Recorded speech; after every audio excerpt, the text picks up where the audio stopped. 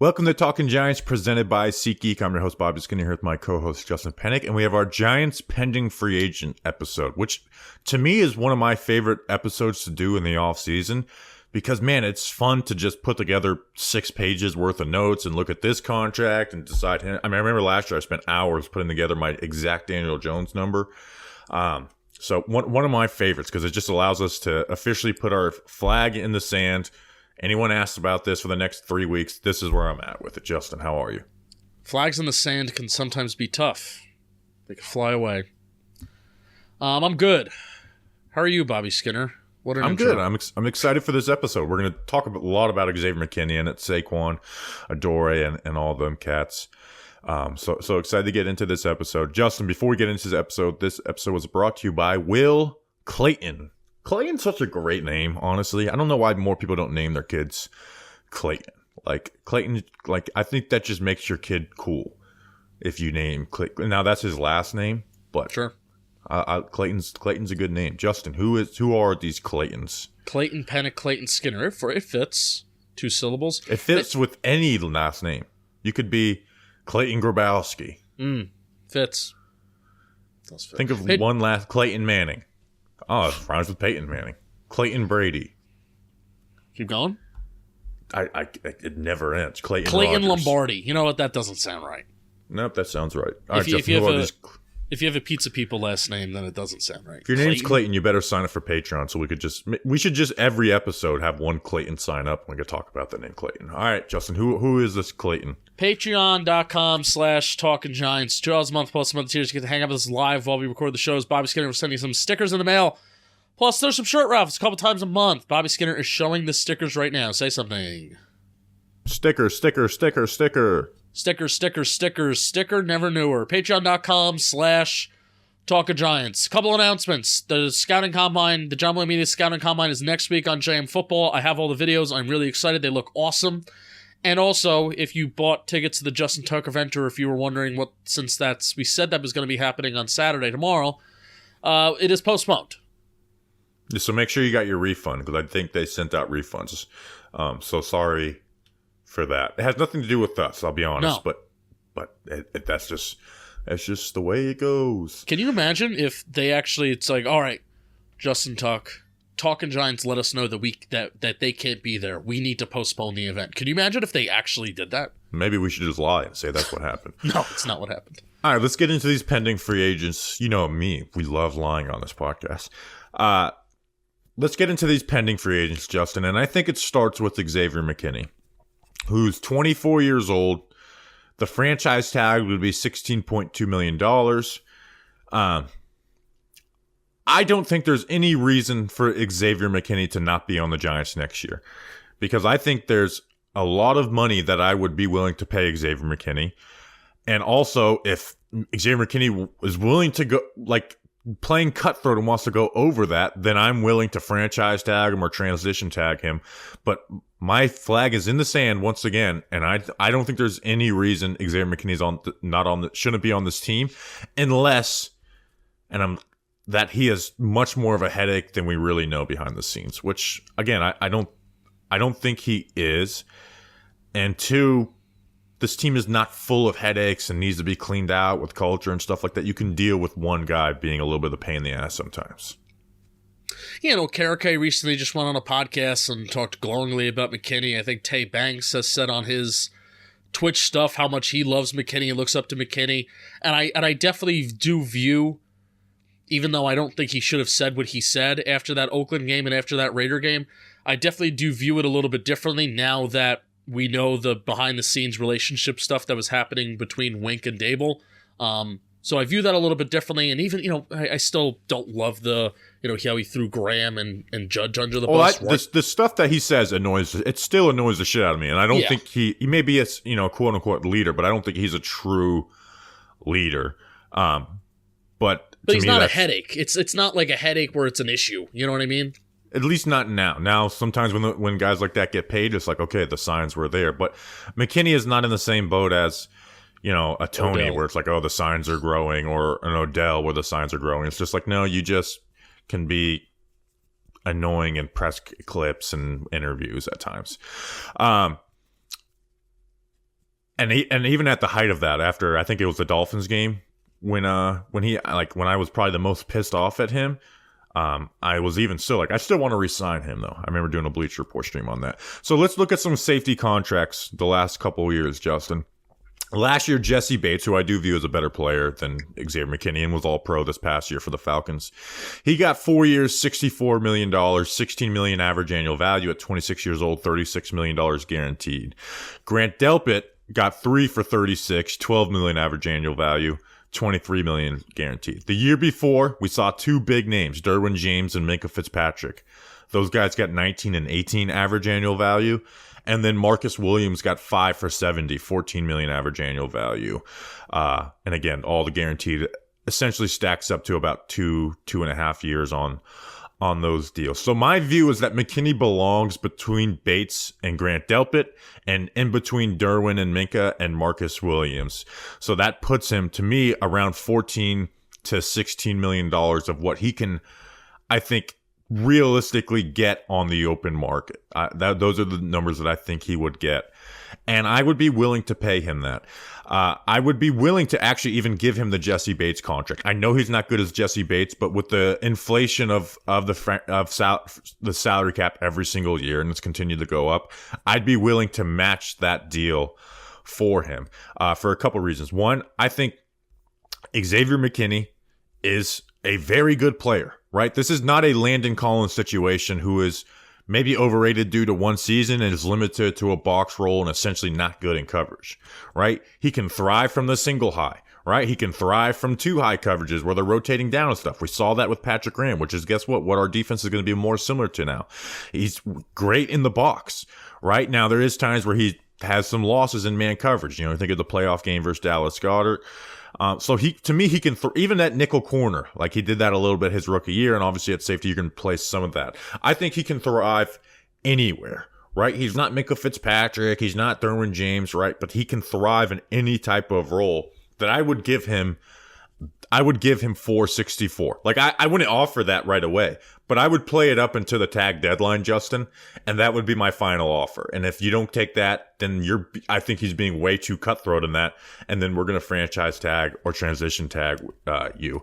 And there's a few reasons. Again, the main being, I think he's a good player, and I want young 24-year-old drafted players to be re-signed. Obviously, there's context and everything, but that's the main thing. Also, you know, if you talk about safety positional value, if this was a decision where we had all these young players we needed to pay coming down the pike and we had to make a decision between some, right? Like, hey, yeah, McKinney's the best out of these 4 young players, but could we just pay this good young guard and this wide receiver or this tight end? But we're not, right? There's nobody else from his draft that is going to be paid. You know, Thomas got paid already. No one from the following draft class is going to be paid. And then QB will be off the books, you know, by times this contract starts kicking in. Because obviously it's going to be a somewhat backloaded, or, you know, in year 2 or year 3 or whatever. So pay him. That is, pay him. Again, you don't have to go $18 million. If he's being that cutthroat, and his agent is known to get safety contracts that are big, if he's being that cutthroat, then you'd use the tool that I don't want to use, but that's the franchise tag or the transition tag, and we could talk about those both separately. Yeah, I'm with you. I think McKinney's the priority. Especially this is Shane Bowen thinking, and it's a little frustrating not fully knowing where Shane Bowen's at, or, you know, he didn't have a press conference, so he wasn't able to speak on, you know, some things that he looks for out of guys on defense, and undoubtedly they would have asked him about McKinney, and maybe he would have given an answer, maybe he wouldn't have given an answer, but I'm under the impression, just based on what we know about Shane Bowen's defense, that McKinney would be the player that arguably would maybe thrive the most right away.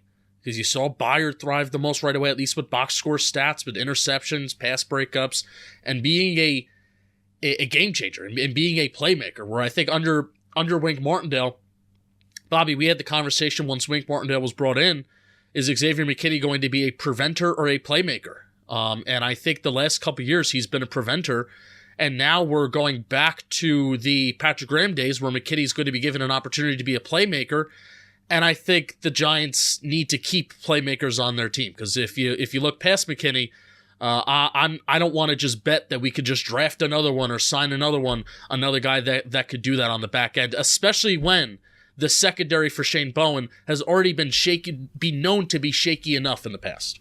Right, and versatility is huge for Shane Bowen, and that's what McKinney is. He's good in every single role. In 2022, he was the Giants' best linebacker. Just their best linebacker on the team was Xavier McKinney. He's thrived from the split high safeties that rotate and stuff. That's obviously a Shane Bowen thing. And from the single high world, he played really well on that too. And then he got some interceptions this year, got his hands on the ball a little more down the stretch. So again, I don't think McKinney is a top 5 safety in the NFL, but I would be willing to match the 5th highest paid safety's contract in Jesse Bates, because one, he's young, he's a drafted player, and I want to keep him around. I think that is where I would draw my line in the sand. A lot of sand references on this podcast. Yeah, a lot of sand. Hey, the intro song mentioned Daytona Sand on Tuesday. How about that? This is a sand podcast now. I would draw my line in the sand at the 4-year, $64 million with $36 million guaranteed, which would put him at $16 million average annual value.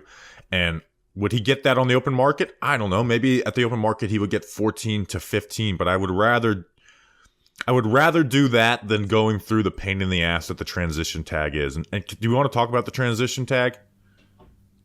Yeah, I mean, I want to bring up, just before you talk about any tag stuff, the contract that I was really looking at was the Justin Simmons contract, where that was 4 years, $61 million with 15.25 APY, and basically, it's so crazy how the franchise tag for safety has changed. I mean, 2020, Justin Simmons was tagged after his rookie contract.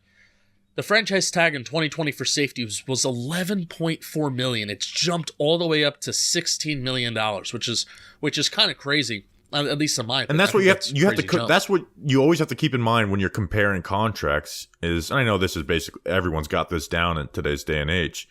But the salary cap goes up every year. So it's not apples to apples when comparing it to past contracts. So basically this Justin Simmons contract was 3 years of good guaranteed money for him. And then 2024, he has a cap number of $18.25 million. They could cut him if they want, and they could save a lot of money. The Denver Broncos can. So that's the contract that I was looking at, Bob, because what I think McKinney has the advantage of, similar to the Derwin Jameses of the world when he signed his deal, similar to the Minkah Fitzpatrick, and definitely when did Jesse Bates sign his deal? How many years ago? Last year. His age was 26 years old. All right, so even that's still really young, but I mean McKinney's going to be 25 next year, in the middle of next year. So I think that's the advantage that he has over a guy like Justin Simmons. Kind of signed it on the back end of maybe being 27. Harrison Smith definitely got his deal in his 30s. Harrison Smith's contract has nothing to do with McKinney's.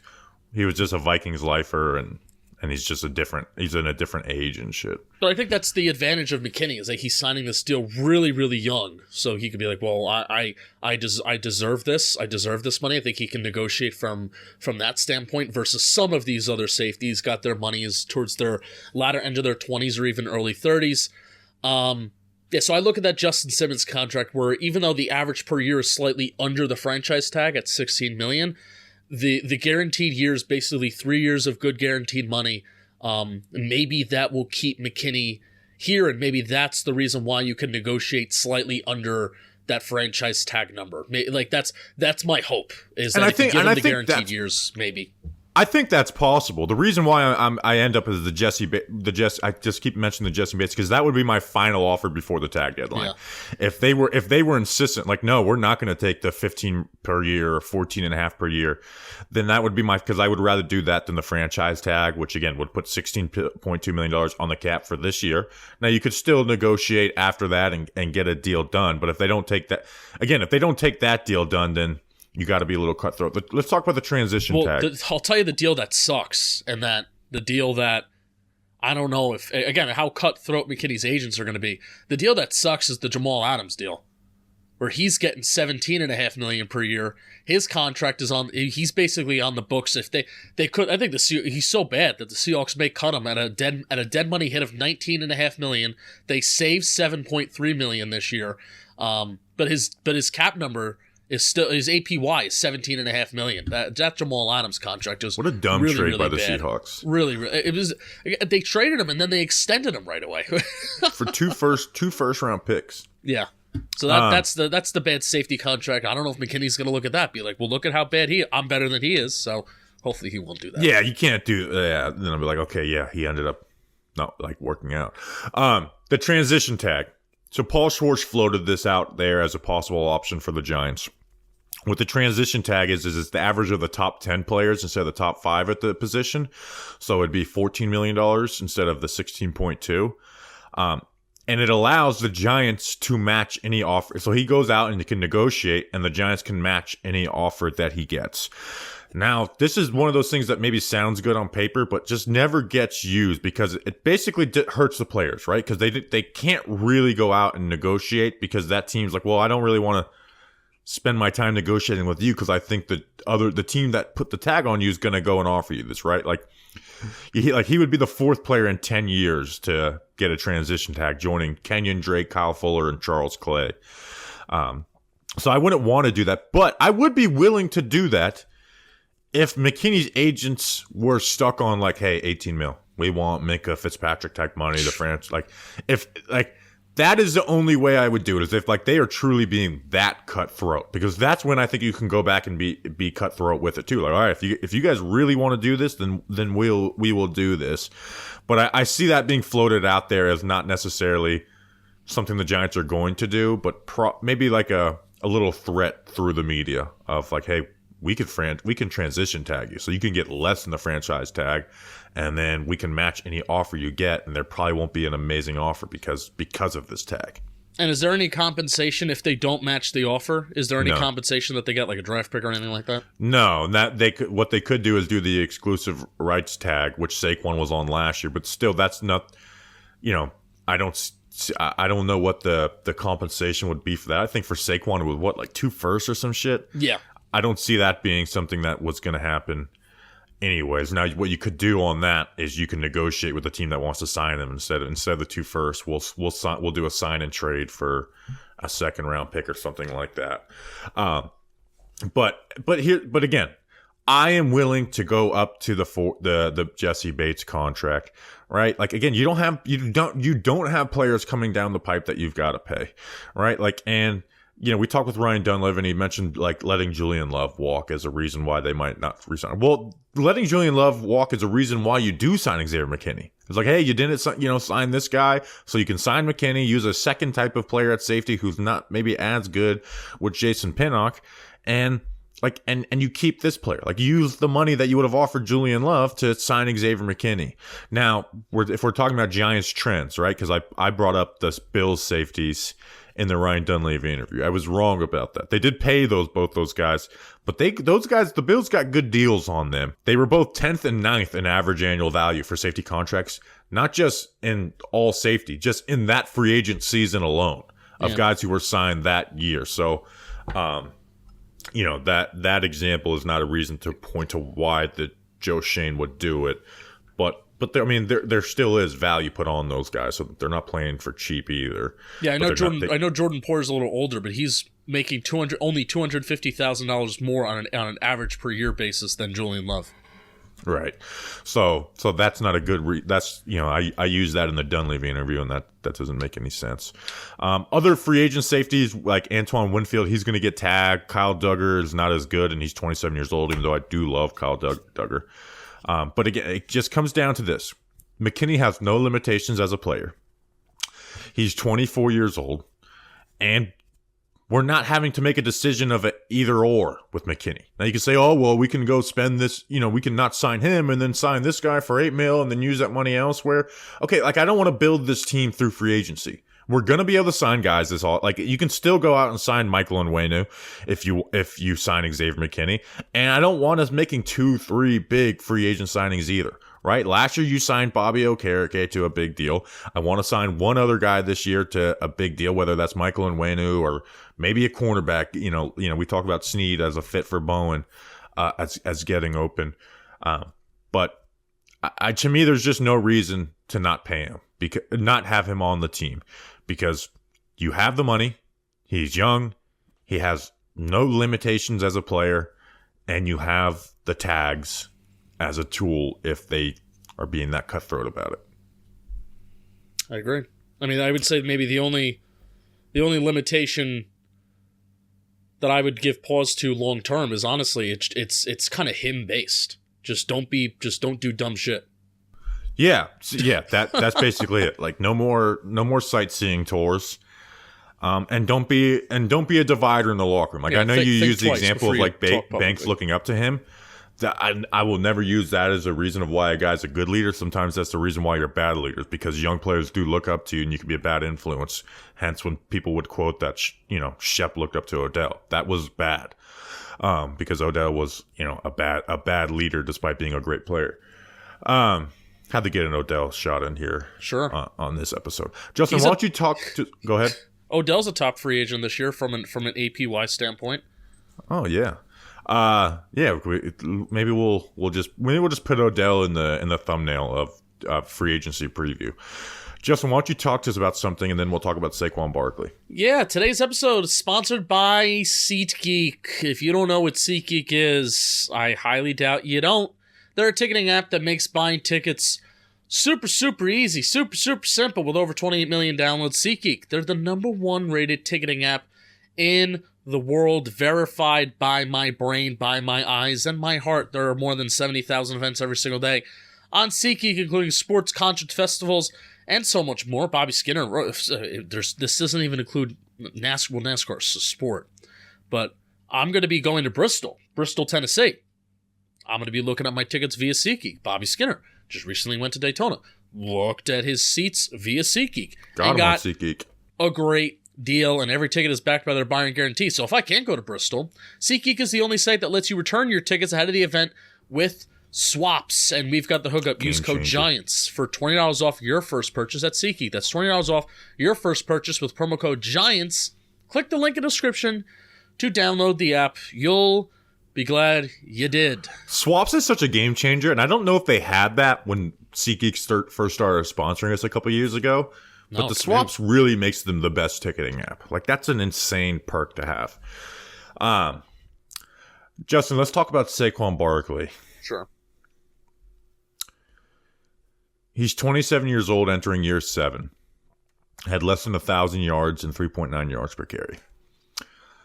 I am in the boat of letting Saquon Barkley walk. Now, I still think Saquon Barkley is a good player, despite the fact that I'm going to share some stats that make Saquon's production look bad. And that is a lot of that is offensive line based. Part of it is Saquon Barkley aging based. I think the Texans have been a team linked to Saquon Barkley. Then you see he's following Brevin Jordan. I love Brevin Jordan and a few other Texans players. Right? If the Texans gave like a 3-year deal with 2 of it guaranteed, around 10 to 11 average, I think it makes sense for a team like the Houston Texans, right? So it's not Saquon Barkley deserves no damn money on no team in the NFL. But for the Giants and Saquon Barkley, it is time for this to end. It is not beneficial for either of these sides to stay together. He's aging. His production has not been very good. Out of 37 guys with 150 carries, which Saquon is 11th in total carries, so he has more volume than 26 of the guys on this list. Only 9 guys had a worse yards per carry than him this year. Saquon was 16th in yards after contact per attempt, which is good, but not great. Only 7 guys had less missed tackles forced, right? And again, he's 11th on this list. 18th in receiving yards, 24th in yards per route running, 5th in drops. He's 45th out of 48 runners in success rate this year. His explosive plays have went down every year. 20-plus yard run rate. Year 1, 5.9%. Year 2, 5.2%. Insane. Right? If he was still getting even close to that, I'd be like, shave me your running back speech. I want this player still on the team. 4% in 2020 doesn't really count. He only played 1 game. 1.9% in 2021, he was just a bad running back coming off the injury. 3.1% and then 3.8% this last year. With the fact that I want to keep Xavier McKinney and I'm willing to pay Xavier McKinney, I think Saquon has juice left, but you're not getting the return on the investment by signing Saquon Barkley. Because now you are taking away from free agent money that you're going to use, maybe on an offensive lineman, and an offensive line to me is like if we were to get Michael Onwenu, I think that's more beneficial for the Giants running game than keeping Saquon Barkley if you had an either or in that. And that doesn't include the pass protection part of that. Like the Giants have gotten bad running back production. 3 of the last 4 years out of Saquon Barkley have been bad running back production, whether it's injury, coming back from injury, and then this past year behind the bad offensive line.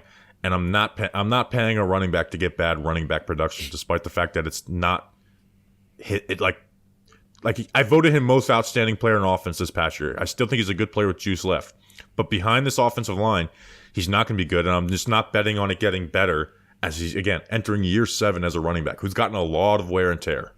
Yeah, I'll give the line again. Invest in a running game, not in a running back. I feel like when you invest in a running back like this. That's the thing, where we've invested in a running back that's giving us bad production. Is it his fault? Is it not his fault? I'm done, man. I'm not going to go on a 5-10 minute speech on why it makes sense that Saquon Barkley shouldn't be a Giant anymore. And if you want to comment that I don't like him, whatever. It doesn't make sense to pay somebody money at the top of their position, whether that's top 5 running back money, whatever. Even during his rookie contract, it didn't make sense to pay him top 5, top 10 running back money because it just doesn't make sense to do that anyway. But it doesn't make sense to pay somebody top 5 running back money for them not to perform like a top 5 running back, for them not to be part of an offense that's not very good, and for that money to take away other resources to make that offense better. It doesn't make sense anymore, Bobby. He's not the same player he once was. He's still a good running back. Like there has to be nuance to the running back conversation. I will never be the one that running backs don't matter, people. Never, ever. But this is not, to me, it's partly about the running back position, but it's specific to Saquon Barkley. We're entering year 7. Okay? He does not make guys miss. He does not break tackles the way he did early in his career. No. Where he was a fantastic, he looked like a Hall of Fame running back his first 2 years. That's not what he is anymore. Right now, he's a good back. Yeah. He's arguably like a top 5 back. Arguably, there's 5 running backs that you could put ahead of him in the NFL right now that you could say is better. You could argue that he's 5th or 4th or whatever. But the Giants are not in a position right now to pay him. If this was a team that was on the brink of a Super Bowl, I would say yes. Let's keep this player. Let's keep this player for this run at the Super Bowl. But they're not that. It's not going to get better. And after paying Xavier McKinney, I'm not investing in that. Like what would be more valuable to a young QB? So let's say they traded up and drafted one, Michael Onwenu or Saquon Barkley, or 2 $7 million per year offensive lineman or Saquon Barkley. So again, I think he's got juice left. And a lot of people are probably sitting home screaming that Saquon Barkley is more important. Well, then why wasn't he more important for Daniel Jones? Well, that's the thing.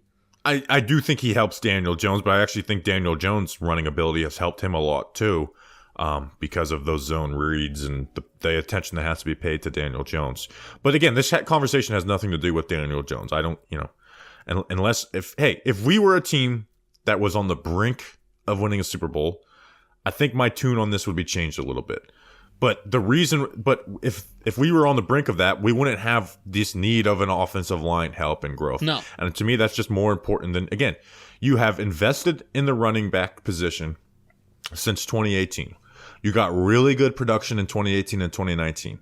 The last 4 years, you have only gotten 1 year of that. This past year was not good production. It was a good player, but it was not good production. And to me, it's an offensive line stat. 2022 was really good production, even though it dipped off at the end. 2021 he was a bad running back coming off of the injury, had the same amount of yards as Devontae Booker on less carries.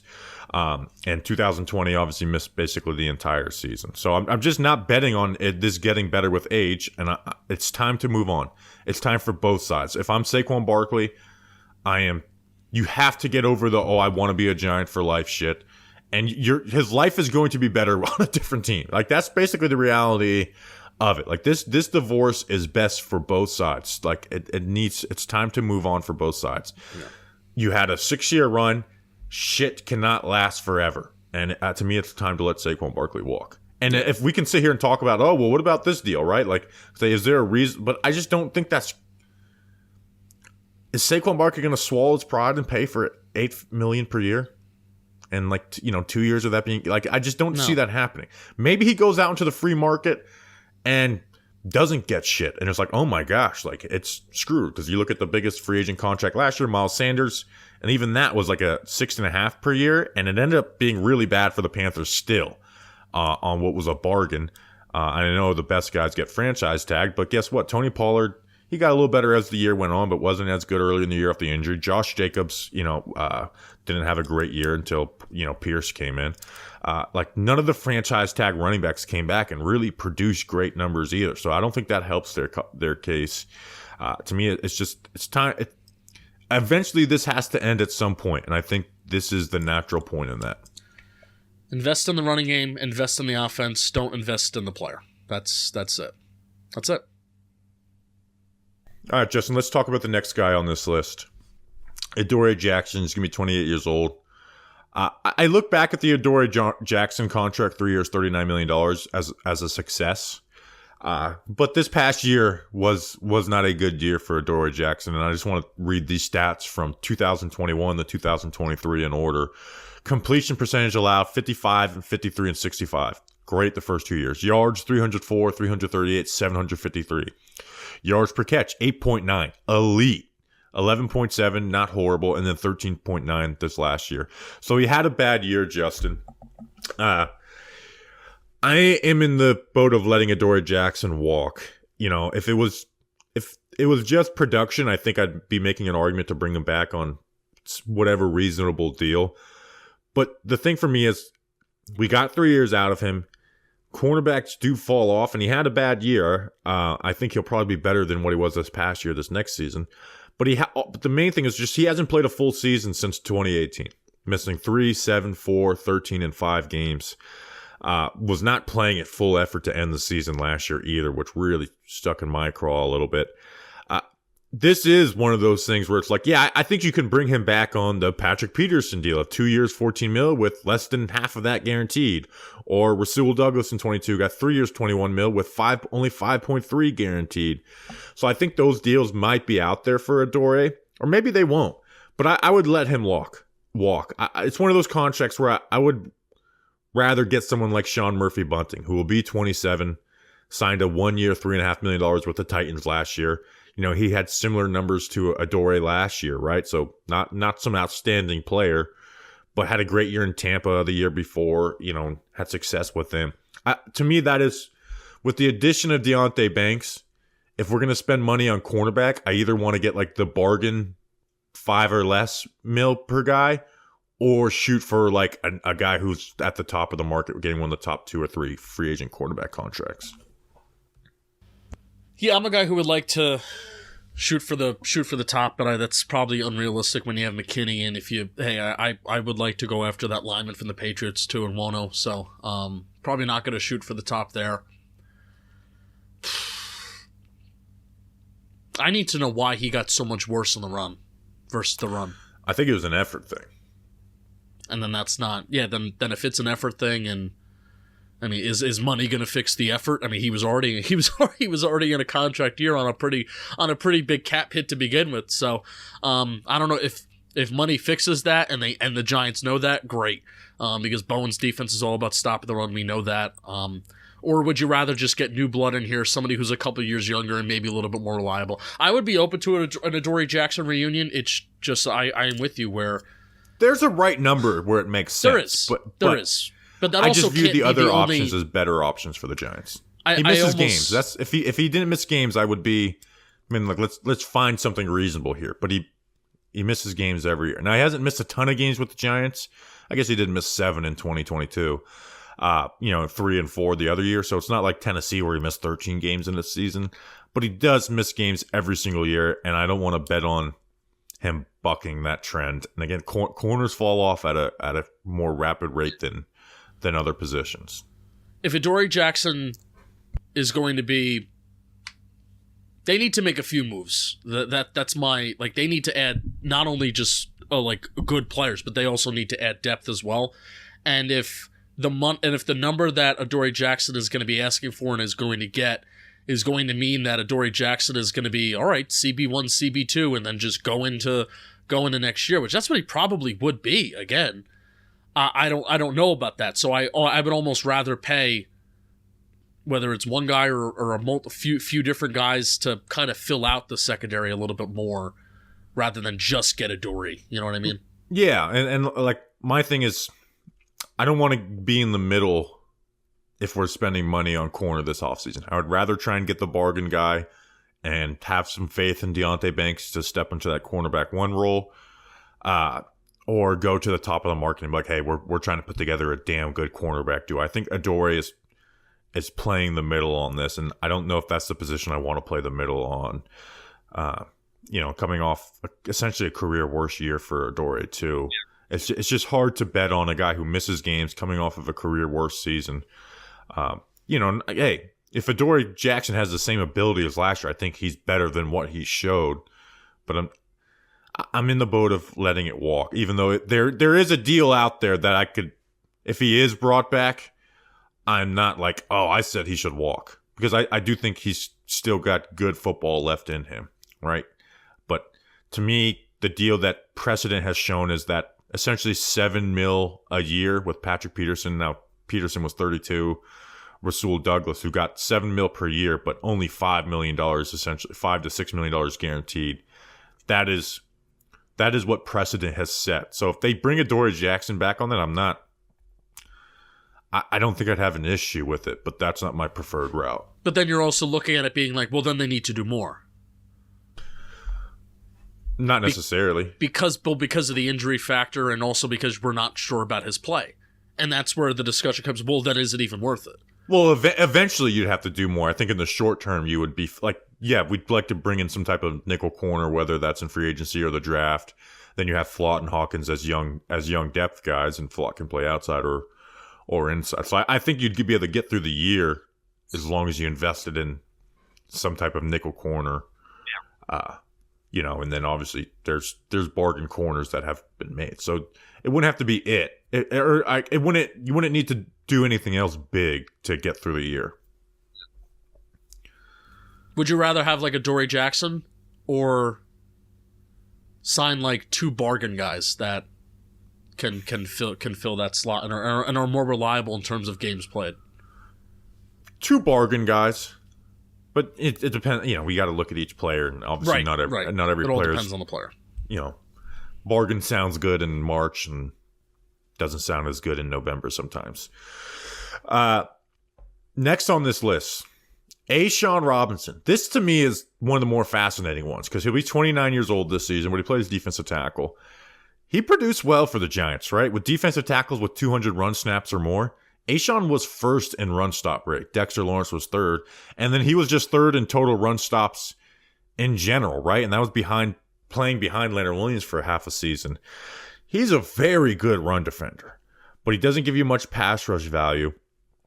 Duggan tweeted about this a few weeks ago, but because of the void years in his contract, and there's now a $2.1 million of dead cap this offseason instead of $700,000 if they re-signed him before that, his contract value ends up being $5.3 million, for that 1 year deal. So a good deal for A'Shawn Robinson. I'd like to bring him back on that, but and maybe you would be able to, because there's a lot of good free agent defensive tackles, a lot, and you could see some of the top guys possibly getting to free agency. With the way the Ravens walk with Matabuke, I think is pronounced. Christian Wilkins, like there's a chance he could get the free agency, but maybe ends up getting tagged. I would like to get A'Shawn Robinson back, but if he's not brought back, I think free agency would have to be a route for defensive tackle to bring someone in next to Dex, because I don't see them investing in that in the first round, and then second round, all bets are off. Yeah, I want to look and see some of the other interior defensive linemen. I mean, this is big game hunting of Matabuke, Christian Wilkins, but we're not going there. Do you know some of the other ones on the top of your head? Leonard Williams, but we're not going to go there. DJ Reader from the Bengals. He's really good, but he's a nose tackle, and the Bengals, I hope the Bengals keep him. Chris Jones, obviously not going there.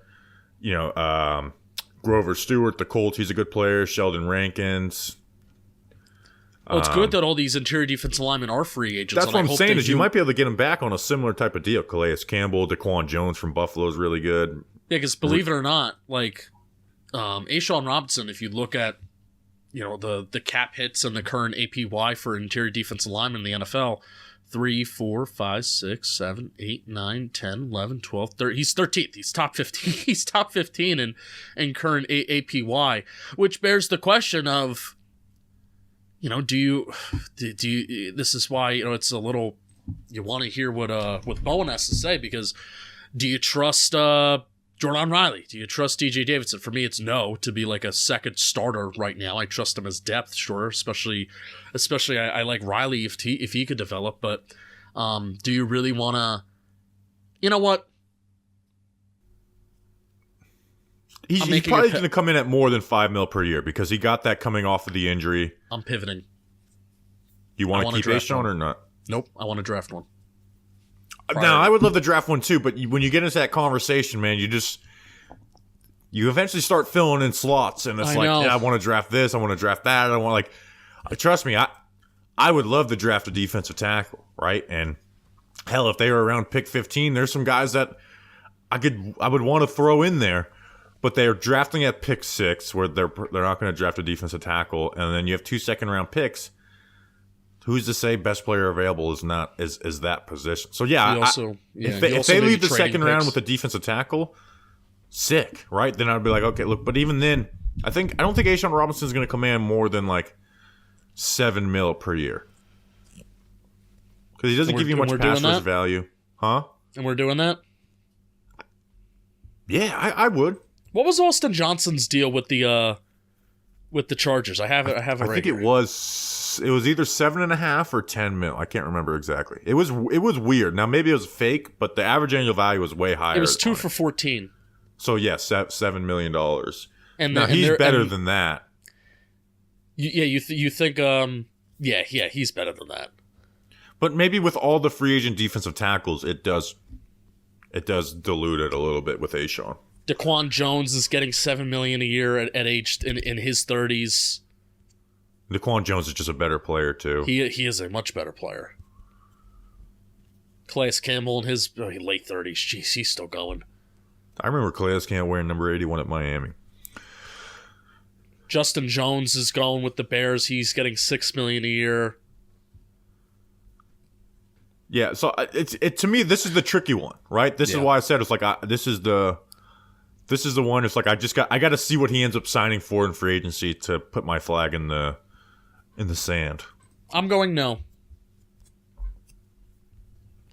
That contradicts. I said no Adoree, no Saquon. I'm just going to say yes on A'Shawn. It directly contradicts what I said a couple weeks ago, but now that I'm looking at it, I'm going no. Well, this is a flag in the sand episode. Shane Bowen doesn't like him. We're changing it to sand. All right, Justin, let's talk about Tyrod Taylor. This one's frustrating because I would like to keep Tyrod Taylor, but there's the biggest but ever. He's 35 this season. He signed a 2-year, $11 million contract in 2022.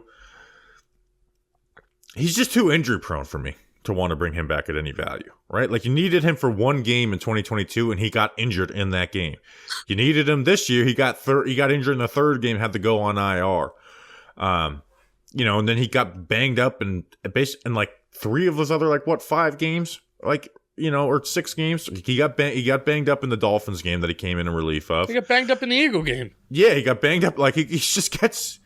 He gets too injury prone, and it's been like that for his whole career outside of a little bit of time with Buffalo. That I don't know what the Giants are going to do at quarterback in free agency, but Tyrod is a good backup quarterback, but he's too injury prone, where I can't see it. And the Giants did get the most out of DeVito, so if they get someone else, I can trust them to get the most out of that guy.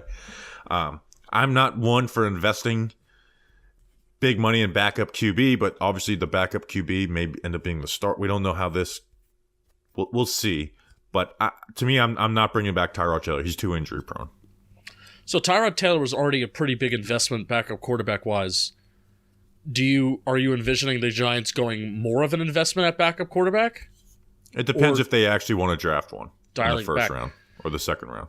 But they also, by the time March comes, and this is why the combine is going to be so important, because I think the decision to draft a quarterback or whether you're going to trade up, which I think that's the more important conversation here, I think they're going to know that by the time the combine's over. Well, if they're going to trade up, they're going to know before free agency starts. That will make their decision. Now, I don't know if that trade up, or if they're have their eyes set on McCarthy or whatever. But if they want to go Bo Nix, Michael Penix, second round type shit, well, then it's hard to, decide if they're there. I also don't want to go that route at all. No. So you'd have to spend money on somebody in free agent. I would like to spend less than the 2 years, $11 million. I don't believe backup QB should be a huge investment. I know when your job is on the line, it's a lot different. But from a point of view of team building, I don't want backup QB to be a huge investment for the Giants. I would ideally like them to trade up to 3 or 2 or whatever, but I don't think that's going to happen. I think the Patriots smoke is a lot more of just media giving us something to talk about than I think the Patriots are probably just going to stay at 3 and take a quarterback. So we want less than... Huh. So it would be like... So we're like looking at Minshew, Bridgewater, Huntley. Huntley would be fun. You know what? Go get Tyler Huntley. Bridgewater would be a good ad. Yeah. Like Huntley can move. When is the last time Huntley played though? I don't think he's any good, right? 2 years ago. I mean, I don't think he's good either, but he can move. And if you're not going to invest more than Tyrod Taylor at backup, then you're not going to get it. What about Mitch? No. I think for $2 million per year, $2.5 million per year, you want to get Mitch as a backup. Again, I'd rather have Bridgewater or somebody, but I'm of the opinion of if your backup quarterback comes in, and this even includes next year. If right now Daniel Jones is the starter right now, if Daniel Jones goes down next year, I also view the season to be over. It's like, okay, well, the season's over. So I really... Right, but Mitch would fit that. He's not going to get the same deal he got with the Steelers, which was a dumb contract. He's I was so deathly afraid in 2022 they were going to pay real money to Mitchell Trubisky. Thank God they didn't.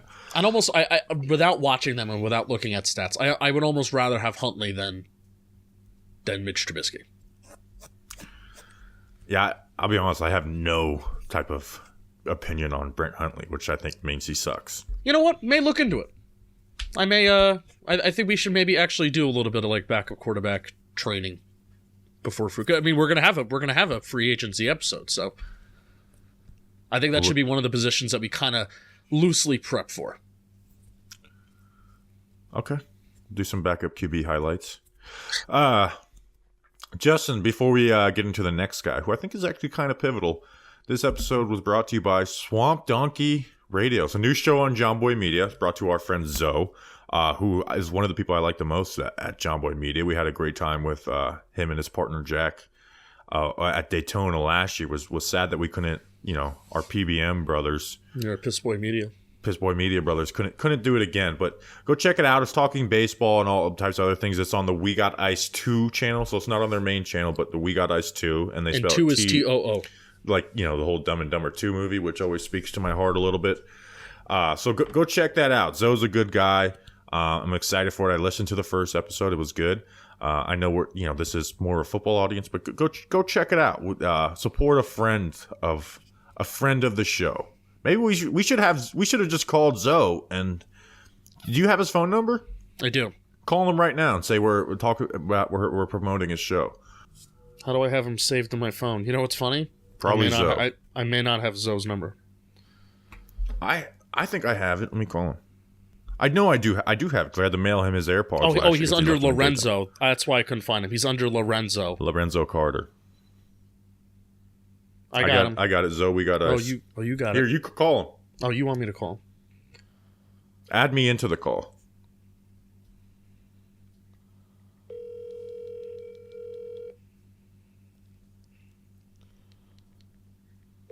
I can't Add me into the call. I can't add you in before he picks up. And when he picks up, add me immediately. What if he doesn't pick up? This is going to go down as the longest ad ever. We're making $0 up. That's how you know you got to listen to We Got Eyes to Zoe's. That's how you know we like Zoe. Remember when Chris Rose started? The person you are trying to reach has a voicemail box that has not been set up yet. Oh, Zoe. Set up your damn voice. I think they might be taking voicemails on the show, so you got to get your damn voicemail box set up. Yeah. Kids these days. So listen to a show and maybe leave a comment. You know what? Go to a show, leave a comment saying Talking Giants said to set up your voicemail box. Yeah. All right, Justin. Next on this list. I didn't give a formal opinion on if Tyrod Taylor is going to be back. I'm in the boat of if he wasn't injury prone, I would say bring him back immediately because he played well. Like I actually he is super injury prone. I know he's super injury prone, but he did play well. Like if you look at there's some adjusted EPA stuff to come out, and he was 16th, and I'm like, oh my god. So he did kind of play well. I wonder why it was why was the production so bad when he kind of started coming in, and then it got better after he got hurt? Probably the quality of opponents. He wasn't very good in his time of relief either, and not a lot of touchdowns to start. So he kind of it got better when after DeVito did his little run, which is ironic. It was really bad in those games that he came in relief because the O-line was so bad. Right. He wasn't completing a lot of passes or anything. But yeah, I am also of letting Tyrod Taylor, but it's a very tricky conversation. It's an extremely tricky conversation. I don't know if I have an answer on what I even want the Giants to do. Yeah, I just want us to be able to draft a quarterback in the first round and not have to deal with it. But that's not an easy answer, unfortunately. All right, next on this list is Ben Bredeson, who I think is one of the more important people to bring back. He played well in 2022 and struggled last year playing 3 different positions. I went back and looked at it. Started at left guard the first 2 games and left with the concussion. Came back week 4 at left guard. Had to be moved to center immediately. Then started at center for 3 straight weeks. Then he moved back to right guard for 4 weeks once JMS came back and they put Pugh at left guard. And then he had to play center the final week of the season. He played left guard, which was the position he was brought into, started at the season 19%, center 34%, and then right guard 47%. 2022 was 17th in pass blocking efficiency for guards. 2023, he was 47th out of 56, so he didn't have a good year. Pugh was 56, by the way. But offensive line depth is so important, and I think Bredeson needs to be brought back, right? I hope it's not as a starter, but I think he needs to be brought back. Right now, if you cut Lewinsky, which is going to happen, your starting offensive line going to free agency is Thomas, Azudu, JMS, McKeith, and Neal. Obviously, we want those positions to be upgraded as starters, but I think Ben Bredeson needs to be brought back, or a Ben Bredeson type player, as either the 5th offensive lineman or a backup. And you go look at other contracts. Gates got $5.5 million average annual value last year, a little rich. Hernandez got $4.5, and then the next contracts were 2 for $8. Nate Herbig, Lucas Patrick got that the year before. So I think 2 years, $8 million is a again, depth matters. This is not an endorsement to start Ben Bredeson, but we saw him play pretty well in 2022, and then last year, not very good, but at least held up after being moved 17 different times. Depth matters, and I think Ben Bredeson should be brought back. Now, Ben Bredeson may go take that offer from another team, because if there's one player who deserves to not want to be on the Giants, it's probably Ben Bredeson. But continuity is good, and I'd like to keep Ben. I think Ben Bredeson should be a priority to bring back. I agree. As a depth player. I agree. Depth player matters. All for it. I can't have McKeithen being the first guard off the bench. I can't do it. Or even Azudu. We have a list that you texted me. Pugh's not on it. I didn't put it on it, but I actually added him at the end. Pugh was just not very good last year. And he wants to be a starter. So, get ready to learn podcasts, buddy. And Pugh knows that, right? It's just, and maybe coming back off an injury, he'd look better, but it's just, he wants to be a starter. I'm not going to give him a contract to be a starter.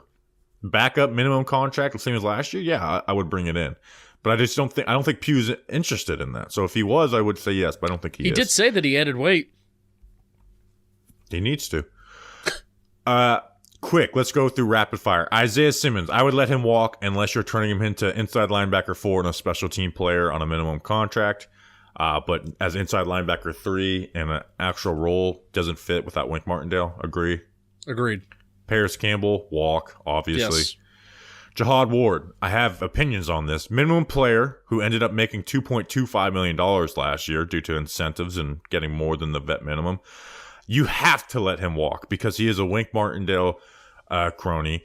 And if you lost money to cut Logan Ryan in 2022, who was a much better player, then you have to not bring back Jihad Ward, who's one of the worst, if not the worst, pass rushing edge in the NFL.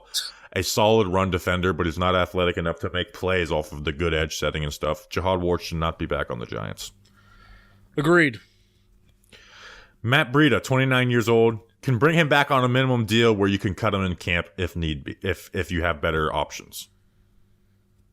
If Eric Gray is a better running back too, and whoever they replace Saquon with is, they have to.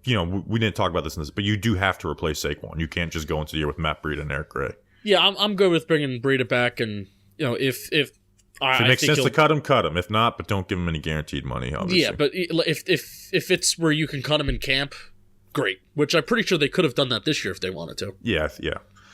Darnay Holmes would fit a lot better in the new scheme and could add some depth. Right now, the current cornerbacks on the roster are Banks, Flott, Hawkins, and Stanley Thomas Oliver. McLeod's a restricted free agent. Same situation as Matt Breida. I would sign him to a minimum deal where if it makes sense to cut him in camp, cut him. He would fit better. And, if Wink Martindale was the defensive coordinator, I would say no, but he's not the defensive coordinator. So I would offer him the minimum, see it, and let him compete in camp for a position. I'm actually really interested to see what he would look like as a nickel corner in Bowen's system. I'm not that interested, to be honest. All right, any other? I know there's 10 other guys we could do minimum or walk guys. You need depth, right? And if you have a backup nickel corner that's a disaster, then it could ruin a defense. If you have any bad player in your secondary, it could ruin a defense. It could tank a defense. And I said that. I'm not interested to see how he would look. Yeah. Again, player that you drafted, and all right, get if you want the minimum, come back. If you don't, then goodbye. Yeah, which Darnay is not getting any more than the minimum probably. So there's 10 other different guys we could have been minimum or walk, but those are the guys I felt of note of putting out an opinion on. All right, that's an episode. Go check out Swamp Donkey Radio or Racing Radio too, our new racing podcast. We have a new episode out doing our playoff predictions and Daytona 500 recap. Was episode number 1. We will see you on Tuesday. I think we're going to try and get an interview for Tuesday with a reporter. So you guys really liked the Dunleavy interview, which was nice. Because it was good. So we will see you on Tuesday. Enjoy your weekend. Until then, let's go Big Blue.